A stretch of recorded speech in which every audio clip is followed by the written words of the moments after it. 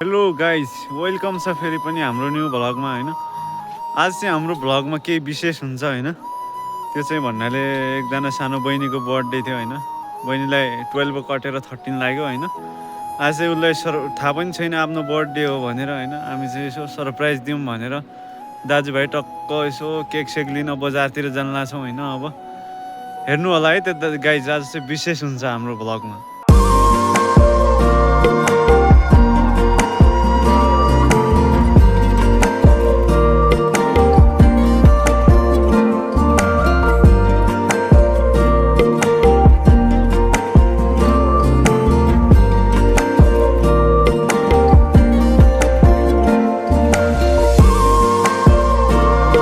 अब चाहिँ guys cake पनि बनेर रेडी भइसक्यो होइन। अब चाहिँ घरतिर लाग्नुपर्छ।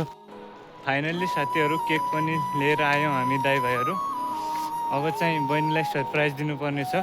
अहिले चाहिँ बहिनी बाख्रा चराउन गयो होला, त्यही भएर हामी छिटो छिटो घर जाँदैछौँ। अलिअलि पानी पनि परेको छ। बहिनीको रियाक्सन चाहिँ हेर्नु होला साथीहरू कस्तो हुनेछ। बहिनीलाई चाहिँ थाहा छैन कि कति पनि थाहा छैन। अब हामी दाइ भाइहरू आजभोलि घरमा आइरहेको थियो होइन, त्यही भएर बहिनीको बर्थडे पनि रहेछ, यस्तो सरप्राइज हान्नु कि भनेर होइन। बहिनीको रियाक्सन चाहिँ हेर्नु होला है साथीहरू। बहिनी पनि बाख्रा लिएर आइसकेकी छन्। अब चाहिँ हेर्नु है गाइस, फाइनल्ली अब चाहिँ बहिनीलाई सरप्राइज हुनेछ।